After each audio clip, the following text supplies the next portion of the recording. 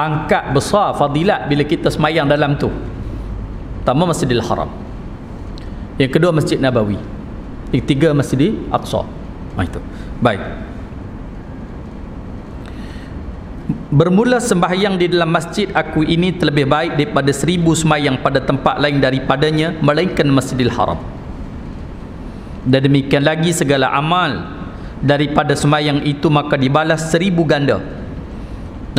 Bukan sembahyang saja, segala amal yang dilakukan di Madinah, di Masjid Nabawi itu dibalas 1000 ganda.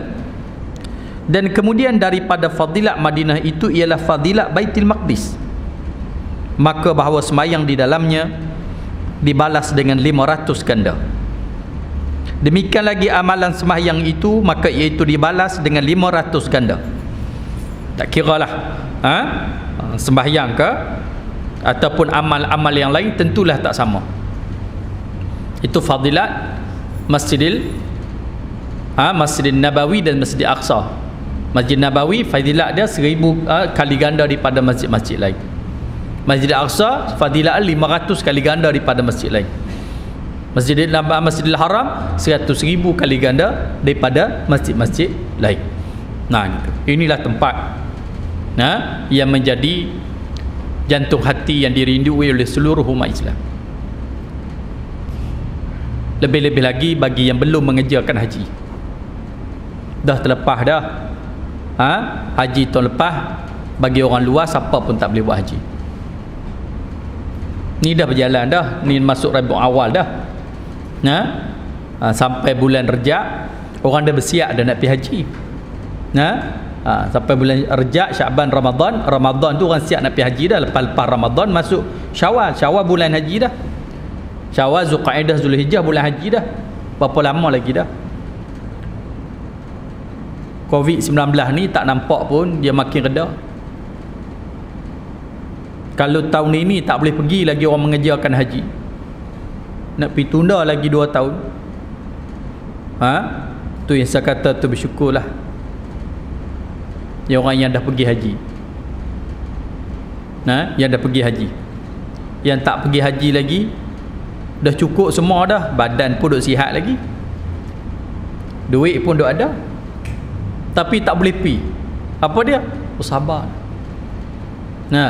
Sabarlah, tak ada siapa pun jangka nak jadi macam hari ni. Siapa pun tak tahu, tak jangka, tak terlintas. Kata Masjidil Haram, Masjid Nabawi nak tutup ni, tak terlintas. Tapi baru buka pelan-pelan. Yalah, biasa 2 juta lebih sampai 3 juta mengerjakan haji. Tahun lepas 10,000 untuk orang Saudi saja.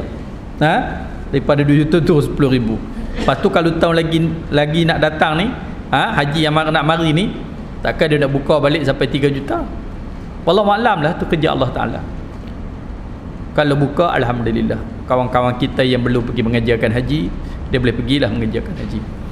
Doalah sebelum mati yang belum mengerjakan haji sempat menjadi tetamu Allah dan tetamu Rasulullah sallallahu alaihi wasallam. Madinah ni tak ada satu pun amalan haji, semua Mekah. Kita mengaji bab haji, kita mengaji bab umrah, semua di Mekah. Tak ada satu pun amalan haji yang ada di Madinah, tak ada. Itu bila kita tawaf, sa'i, melontar, wukuf, bermalam di Mina, semua di Mekah. Makna kalau pergi mengerjakan haji tak pergi Madinah, cukuplah haji dia, lengkap haji dia. Maknanya sahlah haji dia, cukup lengkap dah. Tapi biasa orang pergi mengerjakan haji akan mengunjungi Madinah, kerana di sana, di Madinah, ada insan yang bernama Muhammad sallallahu alaihi wasallam. Jadi orang sanggup. Sedangkan Madinah nak pergi ke Mekah tu 400 km lebih. Zaman dulu lagilah jauh. Mengerjakan haji, orang zaman dulu mengerjakan haji lagi jauh. Tapi sanggup. Kenapa? Cinta pada Nabi sallallahu alaihi wasallam. Nak pergi Madinah Nabi sallallahu alaihi wasallam. Sedangkan kita lihat Nabi sallallahu alaihi wasallam orang Mekah. Tanah air dia Mekah. Keluarga dia di Mekah. Kaabah di Mekah. Dan Nabi keluar tinggalkan Mekah pergi Madinah berhijrah. Lepas pada tu berlaku Fathul Mekah. Nabi dapat balik kota Mekah. Bila Nabi dapat balik kota Mekah, maka Mekah dapat balik pada tangan Islam. Jadi kalau Nabi nak dimakamkan di Mekah pun boleh, tak ada masalah. Tapi Nabi SAW selepas mengerjakan Hajjil Wada', Nabi balik ke Madinah. Nabi hadiahkan jasad dia pada orang Madinah. Jadi orang pergi ke Mekah berduyun-duyun turun Madinah sebab ada Nabi di Madinah. Sebab ada Nabi di Madinah, maka orang pergi ke Madinah. Tu cerita dia. Baik. Kerana mengunjungi Nabi SAW. Itu fadilat kelebihan Madinatul Munawwarah. Kelebihan dan besarnya Madinatul Munawwarah kerana ada Nabi SAW di sana. Sebab tu macam kata tadilah, sebanyak mana orang pergi Mekah, sebanyak tu juga orang akan pergi ke Madinah.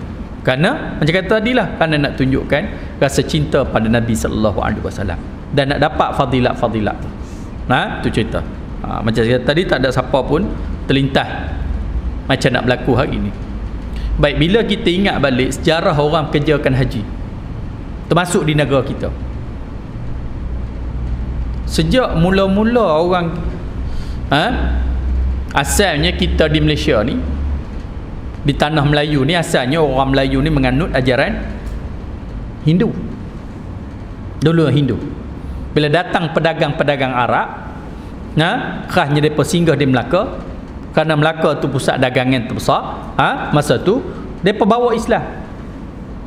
Mereka bawa Islam sama ke tanah Melayu ni. Jadi oleh kerana pedagang-pedagang tu orang kaya-kaya, boleh mempengaruhi raja. Jadi orang Melayu ni diajar taat setia pada raja. Cerdiknya pedagang-pedagang Arab yang datang daripada Yaman kebanyakannya dulu, dia pergi mempengaruhi raja. Akhirnya raja-raja Melayu masuk Islam. Bila masuk Islam, orang Melayu ni ikut raja. Ada? Orang Melayu ikut raja. Tu cerita dia. Maka pada ketika itu Islam mula berkembang lah. Sebab raja-raja memeluk Islam. Raja memeluk Islam. Tu cerita dia. Jadi baik orang dah 200 tahun 300 tahun dulu dah pun mengerjakan haji. Dah pun mengerjakan haji. Orang kita ni setelah terima Islam. Jadi zaman dulu tu tuan bayangkan nak pergi haji zaman dulu macam mana. 3 bulan pergi, 3 bulan balik baru sampai. Kalau tengok zaman dulu kiraan apa semua, kalau pergi 1000 orang tu yang balik dalam 200 orang je. Yang lain banyaknya mati di jalan. Mati di pertengahan jalan yang lain. Dan ada yang macam-macam lah, dirompak, dia apa, kerana perjalanan sangat susah dulu. Dan ada yang duduk bertahun. Sebab tu orang pergi haji dulu ni dia mengaji. Dia pergi haji, dia mengaji. Sebab dia balik, sebab tu orang balik haji dulu alim. Sebab dalam perjalanan depa tu juga berbulan-bulan duduk. Orang panggil Tok Syekh Haji tu bawa depa, alim-alim Syekh Haji ni ajar depa dalam perjalanan tu. Bahkan ada singgah di India untuk belajar di sana. Jadi dalam perjalanan saja berbulan-bulan dah. Duduk di Mekah pula, depa pergi cari syekh-syekh di Mekah belajar mengaji. Di samping mengajarkan haji. Bezalah orang dulu buat haji dengan orang sekarang. Selepas pada tu nak balik pula tu berbulan-bulan pula. Sebab tu orang dulu bila dia balik haji, orang panggil banyak yang alim, yang boleh balik mengajar. Balik mengajar haji, mengajar. Itu. Kenapa? Masa tu lama. 3 bulan duduk atas kapal layar ni. Banyaklah mereka boleh belajar, boleh mengaji pada orang yang alim-alim. Bahkan bila sampai di Mekah, mereka pula boleh cari syekh-syekh tu mengaji. Duduk sana pula berbulan, dah ada bertahun baru sampai balik. Jadi siapa yang boleh sampai balik ni panggil Tok Haji, orang Melayu panggil Tok Ayah dulu ni, hebat. Hebat. Itu. Sebab tu dipanggil lebay. Dia pakai kepiah lebay, dia pakai serban, dia panggil tok lebay. Lebay ni bahasa daripada perkataan labbaik. Jadi panggil lebay. Jadi lebay. Labbaik Allahumma labbaik tu dipanggil lebay. Panggil orang lebay balik dah. Maknanya orang haji lah balik. Dipanggil lebay. Panggil tok lebay, orang-orang yang alim. Dulu. Jadi depa ni balik ajar. Dulu nak berpandu sebelum zaman ada pondok lagi masa tu. Belum ada lagi pondok-pondok masa tu. Jadi haji inilah di samping mengerjakan haji, mereka tuntut ilmu agama, balik mengajar supaya orang yang tak mengerjakan haji boleh mengaji. Itu cerita dia. Itu. Baik.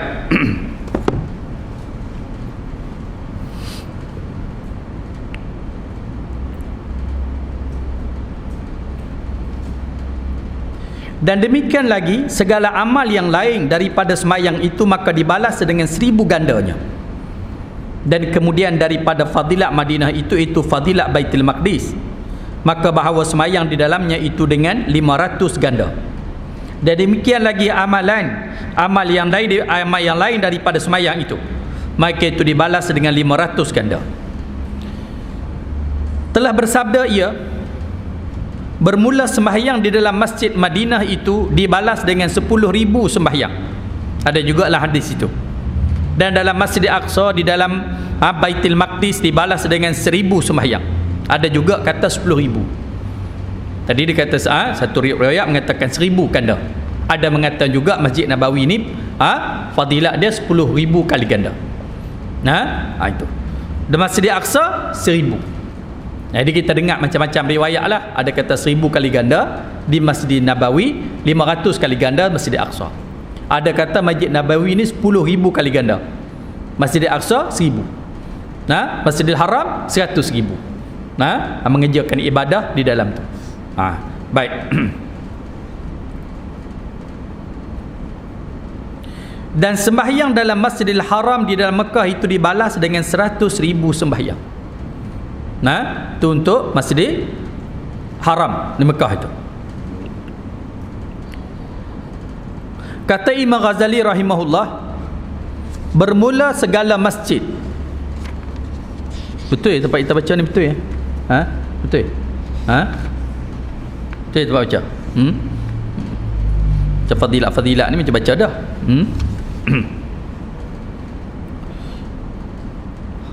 Kata Imam Ghazali rahimahullah, bermula segala masjid dan segala tempat yang lain daripada tempat tiga ini itu bersamaan fadilatnya, melainkan tempat suhur, iaitu tempat diam mengawal akan kafir harbi yang hendak masuk ke negeri Islam. Maka diam di dalam itu baginya fadilat. Dia kata Imam Ghazali, selain daripada tiga masjid ni sama, masjid mana pun sama.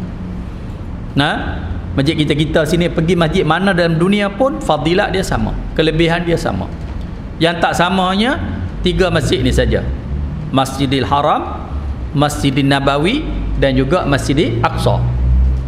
Yang berbezanya. Adapun masjid-masjid yang lain fadilat dia sama, kecuali dia kata sembahyang di sempadan tempat mengawal musuh yang nak menyerang negara Islam, yang tu fadilat dia lebih sembahyang kat situ. Maknanya orang yang mempertahankan negara lah. Orang yang mempertahankan negara. Makna sembahyang di sempadan tempat mempertahankan negara itu fadilat dia lebih daripada sembahyang di tempat-tempat yang lain. Jadi tentera lah. Sebab tu tentera ni kalau latih mereka, bagi didikan, bagi ruh Islam kat mereka apa semua, sangat baiklah. Niat mereka bagus kerana mereka mempertahankan negara. Sampai hari ni pun orang kita ni sayang kepada tentera ni, kasih kepada tentera. Budak kita pun suka kepada tentera kerana jasa mereka mempertahankan negara. Zaman komunis baru ni ada cerca tentera ni. Tentera ni tak boleh pakai lah, berhabis makan, berhabis beras lah, kerja makan minum tak kerja apa, patut pergi hantar ladang kelapa sawit, kerja kek kelapa sawit lah apa semua. Mereka bukan nampak jasa tentera ni. Tapi Islam juga mengiktirafkan tentera ni yang mempertahankan negara di sempadan ni. sehingga tempat sembahyang mereka di sempadan itu tak sama dengan tempat lain. Nah, depa sembahyang di sempadan-sempadan nak pertahankan negara itu, fadilat dia tak sama dengan sembahyang tempat lain.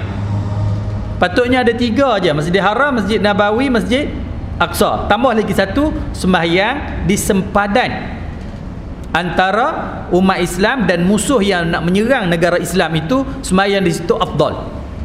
Siapa dia yang duduk situ? Tentulah pejuang-pejuang yang mempertahankan negara. Nah, pejuang mempertahankan negara. Itu fadilat dia lebih kat situ. Baik. Sabda Nabi SAW, jangan engkau ikut akan kenderaan melainkan kepada 3 masjid, iaitu Masjidil Haram, Masjid aku ini, dan Masjid Aqsa. Itu. Jangan kamu ikut akan kenderaan kecuali 3, Masjidil Haram, Masjid aku ini, Masjid Aqsa. Apa makna masih ikut? Makna buat persiapan, sanggup mengembara, tinggal kampung halaman. Kata Nabi, kamu kalau nak berdagang pun, berdaganglah ke 3 masjid ni, Masjidil Haram, Masjid Nabawi, Masjid Aqsa. Alhamdulillah, dulu kita bebas pergi Masjidil Haram, Masjid Nabawi, tak ada siapa ganggu kita. Lah ni macam saya sebut tadilah, dengan COVID-19 ni, coronavirus ni, kita pun jenis hak tak nampak apa semua ni, tak boleh nak pergi, tutup. Sebelum tu Masjid Aqsa, lama dah kita tak boleh pergi, lama tak boleh pergi Masjid Aqsa, Palestin, kerana dijajah oleh Israel. Dan Israel buka. Bila kita pakat pergi pula, kena melalui kedutaan Israel, kena bayar kepada Israel, maka ekonomi Israel itu makin baik. Jadi ada pendapat mengatakan tak boleh pergi, kerana membantu menguatkan Israel bila ramai umat Islam pergi apa semua. Jadi ada jugalah PK-PK yang pergi. Saya sampai sekali, bila sampai, ialah setiap waktu kita biasa pergi semayang di Masjid Aqsa. Pergi semayang. Bukan hak nampak kubah tu, bukan Masjid Aqsa duduk di bawah tu. Di bawah tu. Berbezalah tentuan kalau kita pergi Masjidil Haram, Masjid Nabawi itu, kita roh dia tu ada. Tapi kita nak tengok yang asli tu tak ada lah. Semuanya pembangunan yang baru. Tapi kalau kita pergi Palestin, Masjid Aqsa, kita tengok asli dia tu ada. Keaslian dia tu ada sampai sekarang. Tak ada banyak sangat pembangunan apa pun tak ada. Cuma masjid tu nampak kesan yang lama betul-betul. Adalah generasi kemudian yang ada pindah-pindah. Tak banyak sangat pindah macam di Masjidil Haram. Masjid Haram, Masjid Nabawi kita tak nampak apa dah, semuanya moden. Sana kita boleh tengok dengan batu-batunya, dengan bangunan, dengan tiang, dengan apa semua. Indah. Ada rasa roh dia tu. Itu boleh masuk. Tapi yang tak syoknya, bila kita nak masuk tu pula kena lalu ke askar Yahudi. Allah sakit hati lah. Perempuan-perempuan duk jaga pintu-pintu nak masuk tu, perempuan Yahudi dengan tentera, dengan jatuh isap rokok lah, dengan apa semua. Sakit hati. Saya duduk sana 4 hari 5 hari duduk. Pergi masjid 2 hari je. Hari ketiga keempat tak boleh pergi dah.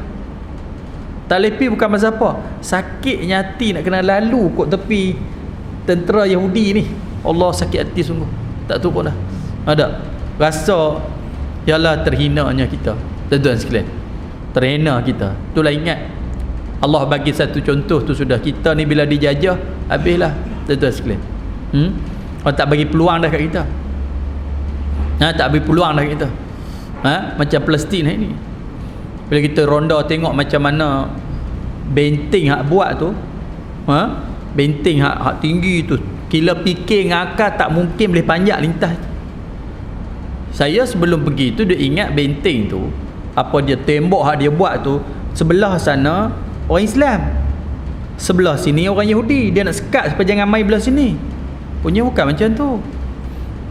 Terus ingat ada macam pagar tu, sebelah sana Yahudi, sebelah Islam. Mana orang Islam duduk orang Islam lah, tak boleh mai belah Yahudi. Yahudi duduk belah Yahudi. Dia buat benteng tinggi. Bukan dia benteng tu, dia buat bentuk Okey, keliling-keliling ni dia rampas dah tanah. Ada yang beli, ada yang rampas tanah-tanah umat Islam ni apa semua. Ada setengah tu perkampungan orang Islam. Ada. Dia buat benteng tinggi tu keliling kampung tu, orang Islam duduk dalam tu. Lepas tu ada pintu pula. Nak masuk, kena masuk kot pintu yang tentera Yahudi jaga. Macam penjara. Dia pun tak boleh keluar. Segala air, telefon, segala elektrik, apa semua sekali kena lalu kot. Mereka tutup apa ya? Ada kata duduk dalam tu tak tahu apa. Macam duduk dalam penjara. Bukan satu dua. Ada lagi kampung orang Islam, perkampungan orang Islam yang duduk ramai tengah-tengah tu, di Tel Aviv apa semua ada.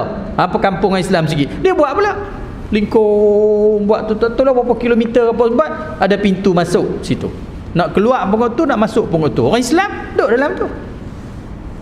Duduk dalam tu. Bukan dia tekap belah ni orang Islam dengan kapal tu boleh gagah. Betul-betul penjara terbesar di dunia. Bukan satu dua, banyak. Ada kelompok orang Islam duduk situ, dia pagar keliling tu, duduk dalam tu. Tu cerita dia. Hak PBB ke dia buat pekak buta bisu dia, tak tengok. Hak pejuang hak asasi ke apa semua ke, tengok dia BIP lah. Tambah lah ni pula negara-negara Arab pula ada hubungan dengan diplomatik dengan Israel dah. Kapal-kapal terbang Israel dah boleh mendarat di Dubai UEA, dah boleh dah. Dah ada hubungan dah. Negara Arab mula kena dah. Saudi pun dah nak kena dah apa semua. Negara Arab keliling tu semua. Cuma dah harap lain Turki. Ada Mesir pun tak bagi kerjasama dengan orang Palestin. Mesir. Duduk umat Islam duduk situ. Ni lekanya tuan-tuan sekalian, asalnya kita orang Islam lah. Leka orang Yahudi dulu, tuan-tuan sekalian, orang Islam sini dulu, depa nak rampas tu ialah depa guna kuasa ekonomi mereka. Orang Yahudi ni dia tak ada. Asal mereka ni, orang Yahudi ni, di kalangan Bani Israel. Israel itu anak cucu Nabi Yaqub. Dan mereka ni asalnya Nabi Yaqub alaihi salam dan anak-anak dia, anak Nabi Yaqub, Nabi Yusuf dan keluarga Nabi Yusuf, adik abang dia apa semua, depa lah berasal di Palestin. Asal di Palestin. Bagaimana kisah keluarga Nabi Yaqub alaihi salam, Nabi Yusuf alaihi salam, anak Nabi Yaqub daripada isteri muda mati dulu. Gitu. Dan ada isteri tua, keluarga mati kemudian. Maknanya isteri muda mati dulu, isteri tua mati kemudian. Isteri muda, isteri tua pun dua beradik. Zaman dulu syariat belum nikah dua beradik. Nabi Yaqub ni kasihlah kepada anak Yusuf dengan Bunyamin. Tengok dua orang anak ni bersama. Hak satu mak, hak lain pak mak lain. Itu pak sama Nabi Yaqub. Tu yang cerita mereka tak puas hati dengan Nabi Yaqub tu, Nabi Yusuf tu, sampai tok dalam telaga. Tok dalam telaga sehingga Nabi Yusuf AS, orang lalu nak cedok air bergantung kat tali keluar, tengok budak. Depa pula nampak budak pelan tu laku jual. Tegak pula jual pula di Mesir. Itulah mula Nabi Yusuf AS pergi Mesir. Pergi duduk Istan. Yang beli pula raja muda tak ada anak. Bini raja muda pula berkenan kat dia pula, dah timbul fitnah pula. Sampai dia akan penjara Nabi Yusuf, lalui penderitaan Nabi Yusuf AS. Sampailah cerita Nabi Yusuf AS, yang Allah tak panjanglah nak kisah Yusuf ada. Akhirnya dia ditawarkan oleh raja menjadi orang pembesar negara. Ditawar Nabi Yusuf AS kerana kebijaksanaan Nabi Yusuf, kepandaian Nabi Yusuf. Bila Nabi Yusuf bercakap dengan raja ni tengok ni budak pandai, budak muda yang pandai. Orang ni tuan-tuan nak tahu pandai tak pandai, dengar bercakap tu dah tahu orang ni pandai, tahu orang ni bodoh. Sebab tu kalau berasa bodoh ingat duk bercakap. Ada orang yang bercakap tu kalau bercakap nampak bodoh. Nampak bodoh kita ada. Itu bila Nabi Yusuf bercakap, Nabi Yusuf bercakap, raja ni tahu kata ni seorang muda yang pandai, yang pintar apa semua ni. Raja dah tua dah. Gitu. Maka masa tu raja tak dipanggil Fir'aun. Fir'aun ni dipanggil zaman Nabi Musa AS, panggil Fir'aun. Fir'aun ni nama bagi kerajaan tu. Macam lah ni tak panggil Fir'aun, panggil presiden. Panggil presiden. Itu Banyaklah presiden dalam dunia ni. Sama ada juga Mesir untuk ketua negara mereka panggil Firaun masa tu. Sebab tu banyak Firaun. Ada, bukan satu Firaun, nama bagi presiden mereka zaman dulu Firaun. Nah itu. Kalau tak tukar presiden lagi pakai Firaun. Ada. Bila Firaun. Tu cerita dia. Jadi bila dah raja ni dah tua, dia tengok budak cerdik pintar, lalu dia angkat menjadi orang kerajaan. Tu cerita dia. Nah, angkat jadi orang kerajaan. Jadi tak bagi apa jawatan menteri keuangan ni Nabi Yusuf yang minta. Dia kata kalau nak bagi kat saya jawatan, bagi menteri pembendaharaan, menteri keuangan. Dia yang minta. Tu orang duk bahas tu jawatan tak boleh diminta. Ada sebab betul kita tak boleh minta jawatan. Tapi ada hal-hal yang tertentu kena minta. Macam Nabi Yusuf AS kalau bagi menteri-menteri ni, buat apa bagi menteri keuangan? Senang. Dia ada kuasa lebih. Menteri keuangan besar pada raja lagi, sebab raja nak duit pun kena minta kat dia. Siapa nak duit pun kena minta kat dia. Tu ya Allah Ta'ala angkat Nabi Yusuf AS menjadi menteri. Kenapa? Kerana dia boleh mentasbih mimpi. Bagaimana lembu gemuk, lembu kurih, panggil tu kemarau 7 tahun, dia tafsir apa semua tu, dia pandai menguruskan sehingga berlaku sungguh apa yang raja mimpi tu. Mesir dilanda kemarau selama 7 tahun. Masa tu Nabi Yusuf AS menguruskan ekonomi sehingga negara-negara yang keliling-keliling dia tu susah dengan kemarau 7 tahun tu, Mesir tak susah. Kenapa? Nabi Yusuf sewaktu kemarau 7 tahun tu Allah bagi subur 7 tahun. Yang 7 tahun tu dia simpan betul-betul kekayaan, kesenangan apa semua untuk cover selama 7 tahun lagi. Tu Nabi Yusuf menguruskan ekonomi. Nabi pun ada menteri keuangan. Tu kita kata politik tak dalam agama, bingung. Ada. Nabi Yusuf ni menteri keuangan Mesir. Nah itu, dia urus. Sehingga selepas daripada makmur 7 tahun tu, kemarau 7 tahun, mampu cover tu. Nabi Yusuf punya jaga ekonomi. Bukan sekadar Mesir saja, negara-negara jiran datang minta pada kerajaan Mesir bantuan. Termasuklah Palestin pada ketika itu. Tu yang abang-abang Nabi Yusuf. Dia ingat Yusuf ni mati dah. Abang-abang Nabi Yusuf ni marilah ke Palestin, marilah ke Mesir, sebab dengar cerita kata Mesir ni ada makanan yang banyak. Kerajaan nak jual makanan, siapa beli dia jual. Kalau ada duit pun tak ada makanan nak buat apa. Itu. Jadi dia pemarilah bawa segala apa nak dapatkan bekalan makanan di Mesir. Masuk abang-abang Nabi Yusuf AS. Bila abang-abang dia sampai, Nabi Yusuf kenal lah. Ada orang ni tuan-tuan sekalian, orang hang dulu sekarang pun lagu tu je ni duduk dengki ke orang ni, duduk lagu tu bukan senang mana. Yusuf AS ni daripada budak kecil yang tahu masuk dalam telaga apa semua sampai jadi menteri pembendaharaan Mesir yang besar apa semua ni, depa tak kenal lah Nabi Yusuf. Dia ingat Nabi Yusuf dia lempak masuk dalam telaga tu mati gitu. Nabi Yusuf kenal lah muka abang-abang dia habaq nanya kat dia. Kenal. Ada. Tu Nabi Yusuf buat cerita cerita semua, cuma adik dia tak main Bunyamin. Panjanglah kena cerita tu, panjanglah. Tu kena mengaji kisah dalam surah Yusuf. Dia cerita daripada Allah Taala, cerita daripada awal sampai sudah kisah ni. Tu kita kena belajarlah kisah tu pada perjalanan hidup ni. Betul, kita kalau kena dugaan apa pun ingat Nabi Yusuf AS. Nabi Yusuf nak duduk sampai tantu tu, apa dia tak kena? Tahu masuk dalam penjara, dalam telaga buruk. Orang jual dia jadi hamba di Mesir. Masuk piduk istana, kena ujian pula, fitnah dengan Zulaikha. Kena penjara pula. Dalam penjara. Duduk berapa tahun dalam penjara apa semua, tersiksa apa semua. Sudah keluar tu barulah orang panggil Allah Ta'ala buka sehingga Nabi Yusuf menjadi menteri pembendaharaan yang paling terkenal masa tu. Baik, saya nak cerita Bani Israel ni. Bila selesai semua, Nabi Yusuf pun kenal dia siapa, abang-abang dia pun kenal, semualah mengaku silap depa apa semua. Nabi Yusuf minta bawa mai ayah dia. tinggallah Palestin. Masa tu kemarau teruk. Jadi mulalah keluarga Israel ni, keluarga Nabi Yakub ni mula meninggalkan Palestin. Nah, mula meninggalkan Palestin, datang duduk di Mesir. Abang-abang Nabi Yusuf, adik dia, orang panggil ipak-ipak dia, mak tiri dia, ayah dia, mai duduk di Mesir. Masuk tu dalam 86 orang apa, ataupun 90 orang gitu saja. Masuk Mesir masa tu. Masuk Mesir. Lepas pada tu habis zaman Nabi Yusuf, sambung sampai zaman Nabi Musa alaihi salam, hujung zaman Nabi Musa. Daripada 80 tu punya ramai Bani Israel tu, zaman Nabi Musa ratus ribu Nabi Musa.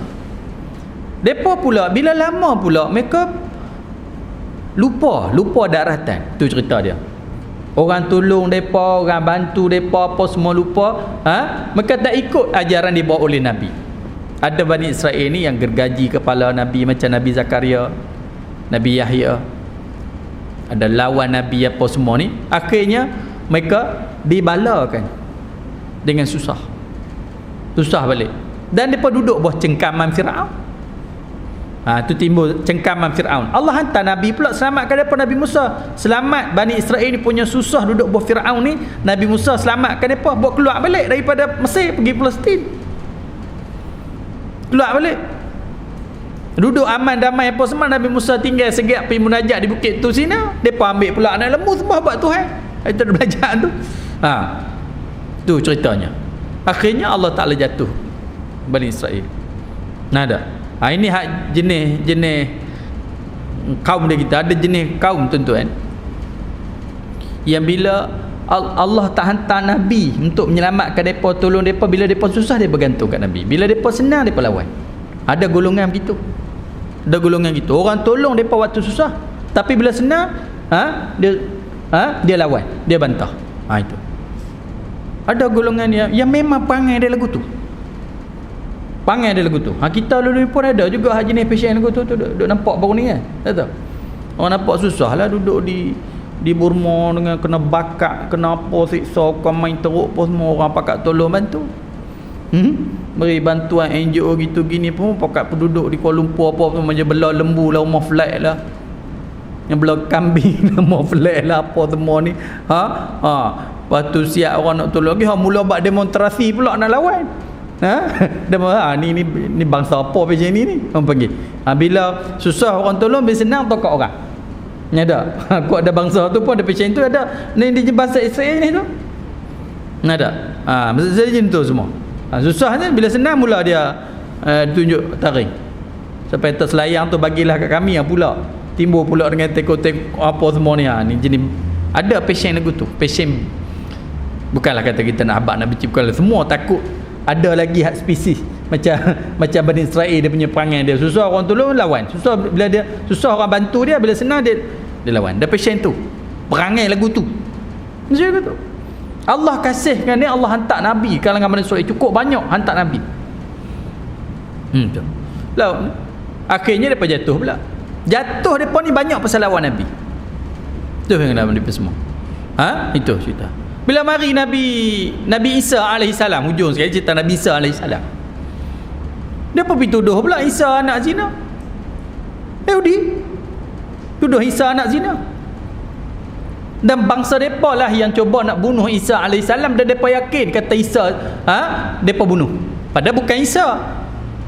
Allah Taala jelmakan pengikut Isa yang menyeleweng daripada Nabi, yang menyeleweng daripada ajaran Nabi Isa, jelmakan bunuh yang tu. Depa kata depa bunuh Isa. Isa tak, kita orang Islam kata Isa tak dibunuh. Gitu. Jadi bila gitu, ada seorang pula orang Yahudi. Tak ialah nama dia Yahuda apa. Bila Nabi Isa dah tak ada, dia pula mula reka cerita buat agama pula.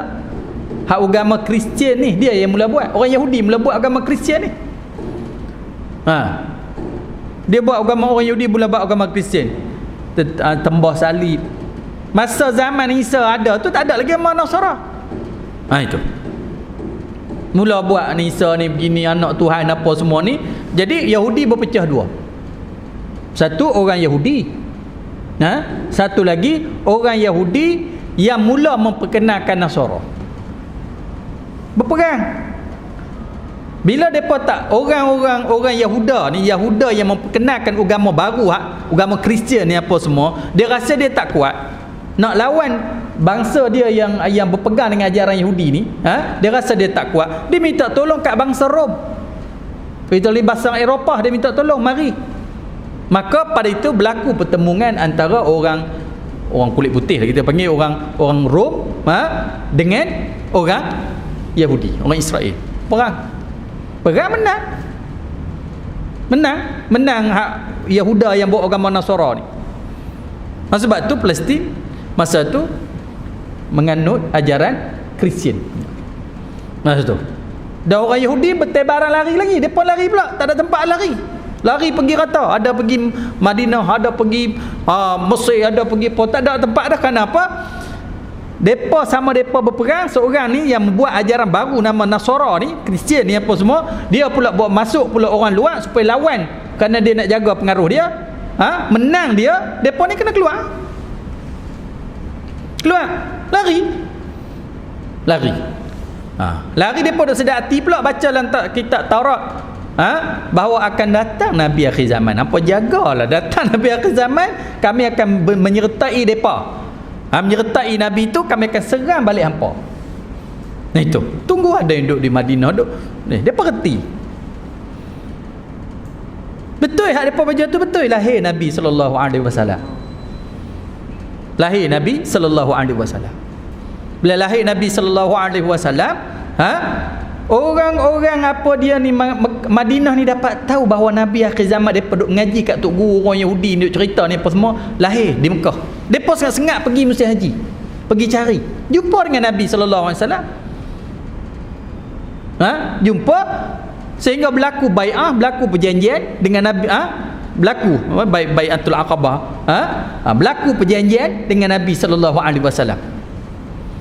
Nah gitu. Orang Arab Madinah dah sonok dah hak depa mengaji tentang Nabi akhir zaman, depa dapat jumpa. Dan depa bersedia untuk sambut kedatangan Nabi sallallahu alaihi wasallam. Depa yakin Nabi akan datang ke Madinah. Seperti mana depa duk mengaji. Bila Nabi berhijrah ke Madinah, betul orang-orang Yahudi ni, tapi dia dengki pula kat Nabi Muhammad. Tengok, musuh dengan Nabi dengki pula kat Nabi Muhammad. Kerana depa tak puas hati sebab Nabi Muhammad ni bukan di kalangan Bani Israel, Nabi Muhammad di kalangan Bani Ismail. Tak puas hati.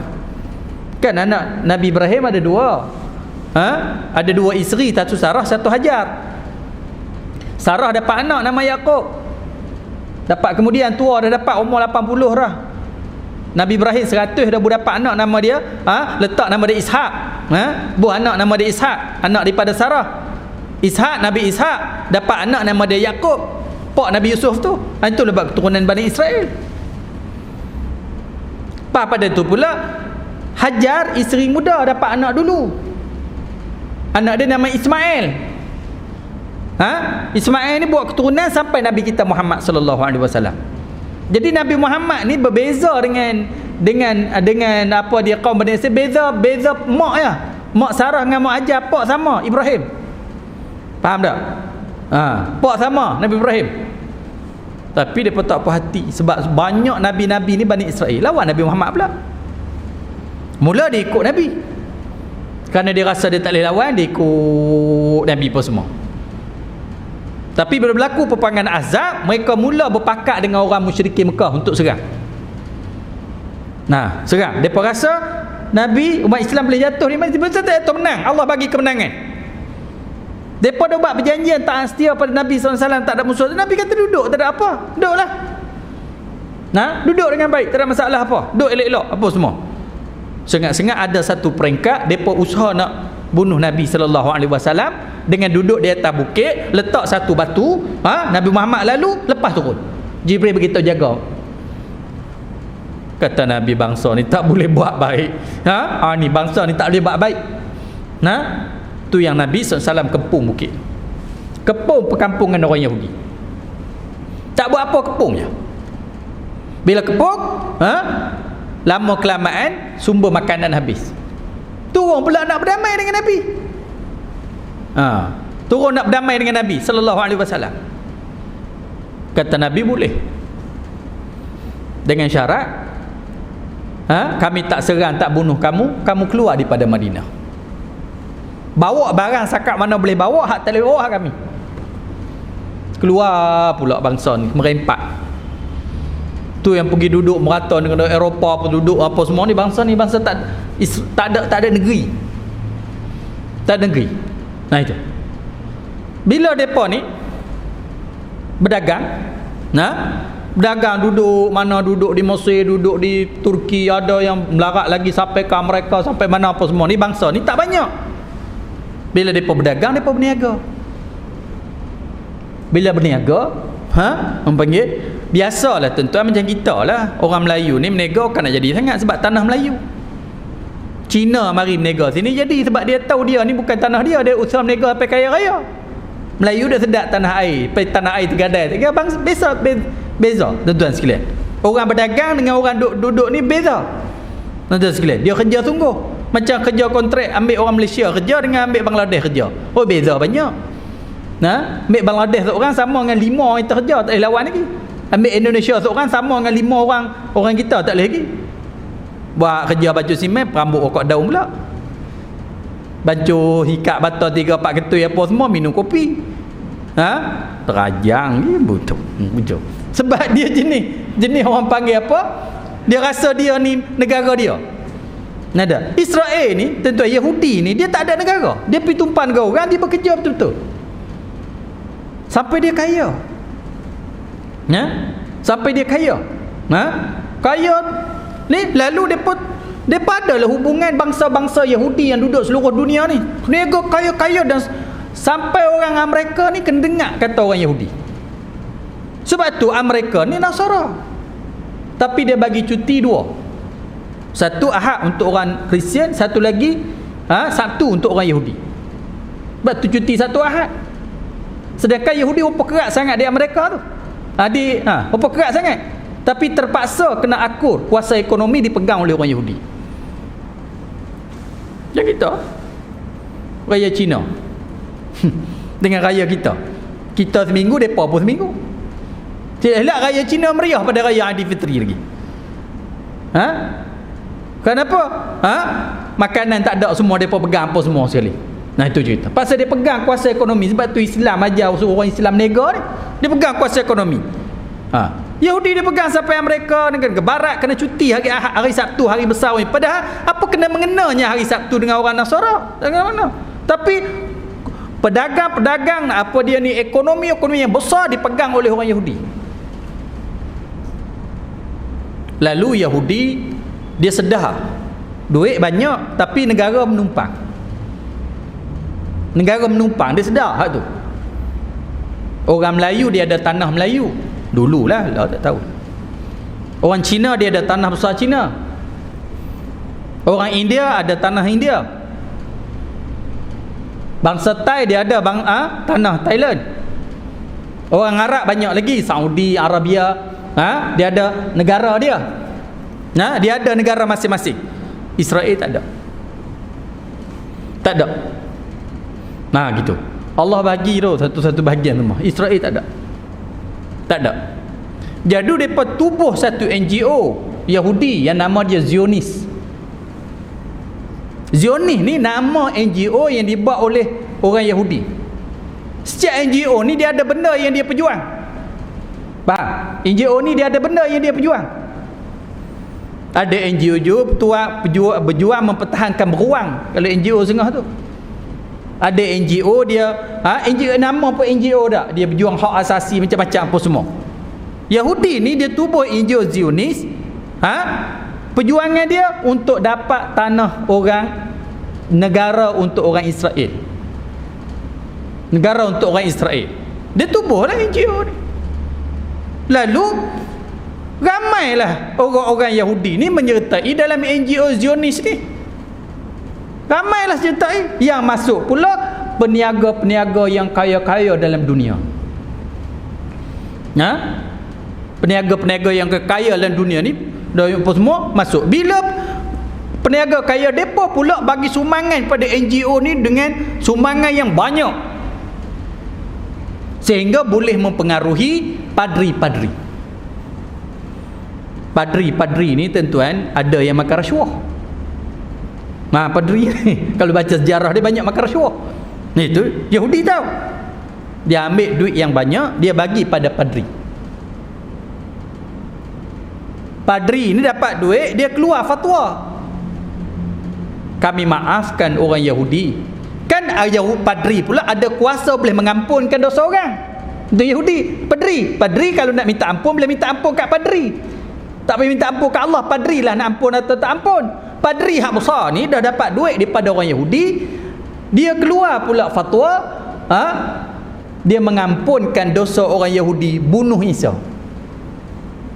Nah, itu cerita dia. Ampun dosa orang Yahudi bunuh Isa. Jadi habislah cerita dia kelahian orang Yahudi dengan orang Kristian. Sebab apa?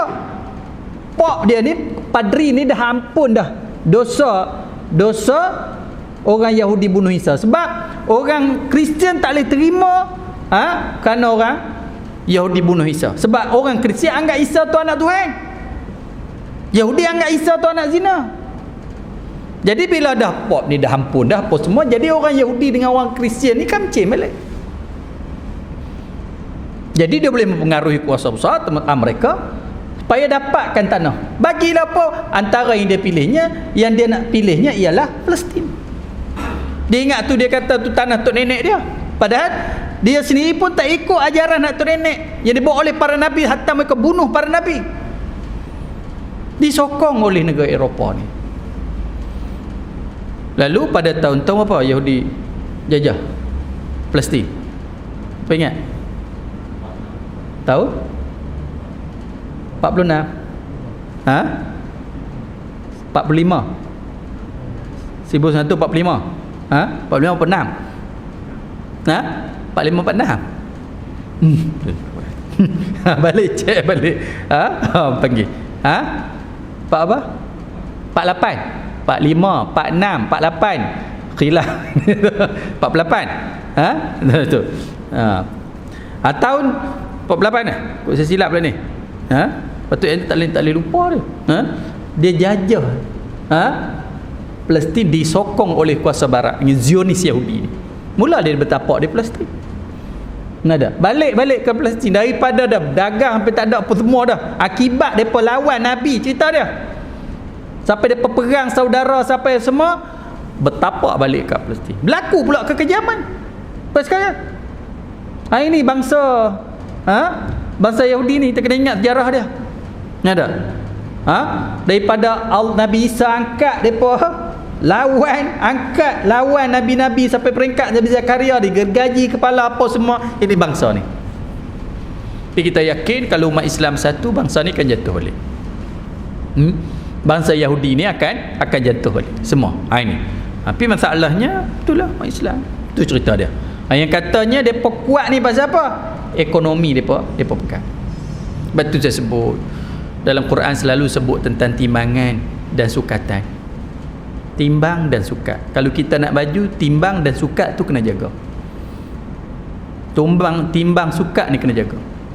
Orang Yahudi tuan-tuan, dia reti benda ni. Cuma dia tak Islam, dia tak percaya, dia tak beriman.